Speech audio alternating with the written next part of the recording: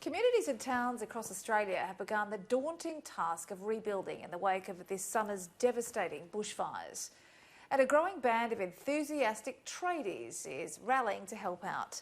Rebuild Oz is assembling a roll call of electricians, plumbers and builders offering their services to help people and businesses get back on their feet.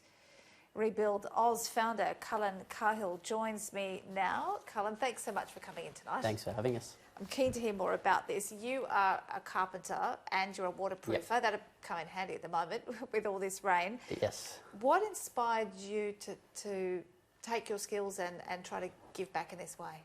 Well, I feel like when the bushfires first kicked off, you know, it sort of hit home with a lot of us. I was fresh from overseas coming home, and I came home to a red sun and smoke-filled air, and that lasted for a month. And then the fires that ripped through on New Year's Eve, seeing the devastation not only with the homes but the animals, it's kind of hard not to get inspired to do something. I actually went down to South Nowra mid-January.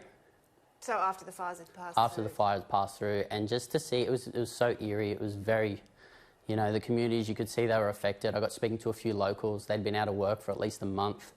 The fires got right to the edge of their properties, and I thought there's a lot more that I can do than just sit at home and donate online and go about my life.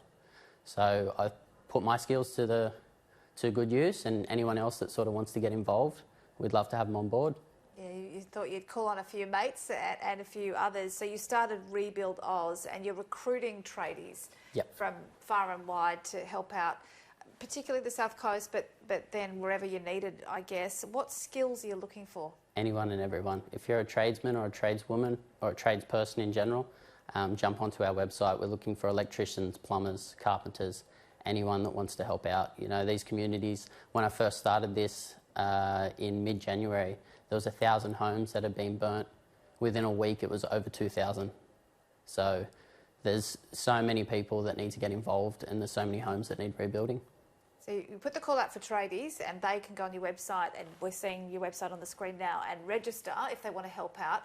And then what about the other side? How will families and businesses in fire-affected areas, how do they make sure that they get this help? And it's all for free, isn't it? Of course. So our services are for free, and we're actually doing some fundraising as well to help take some money down to help people start the rebuild effort.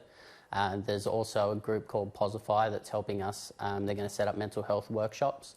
But anyone that really wants to reach out that's in these communities, I urge them to reach out to us and let us know, you know, where we can direct our services. I mean, there's so many people out there that need help. So, you know, there's got to be someone that reaches out and says, hey, please come, please help us out. And they do that on the website as well. So both sides come onto the website and meet there, so to Pretty speak. much. We're trying to connect people. You know, we don't want to take work away from the local tradies that have been in these communities, because obviously they need work themselves. They've been out of work for a while. But it's just getting in contact and letting people know that the greater public is thinking about them, and linking our services there. So when they do start the rebuild effort, if they want to reach out and they need some help, they can come to us and say, hey, look, you know, we need an electrician for the next 3 days. Can you come down and help us out? Do you need to have insurance to call on Rebuild Oz? No. So all these tradesmen that we're asking to sign up, as a tradie, if you're a subcontractor or a sole trader or your own business, you'll have your own insurance and that will cover you. So it's not about the insurance. We're trying to stay away from the technical side of things. We're literally connecting people that need tradesmen with tradesmen. And how will you manage to get around so many people? It's just endless who are going to need It's so hard. How are you going to prioritise? I think the big priority is just helping people that need it the most. Like, I remember seeing 2 news articles. One was a young family who'd lived in a community for 2 weeks and they had no insurance. They'd bought their first house and it burnt down within 2 weeks. Another one was an 80 to 90-year-old couple, and the stress of building a home, I mean, I've built a few, it's not easy mentally and emotionally, let alone physically. So I think people in the communities that are fire affected, I think once you go down there and they reach out, they're going to be rallying enough to say, look, these people are priority, can you please help them first? I'd like to think that. So you're getting your resources together to make a trip pretty soon? Yes, so we're heading off at the end of the month. We're going to finish our fundraising up at the end of February, and the first weekend of March we'll be heading down.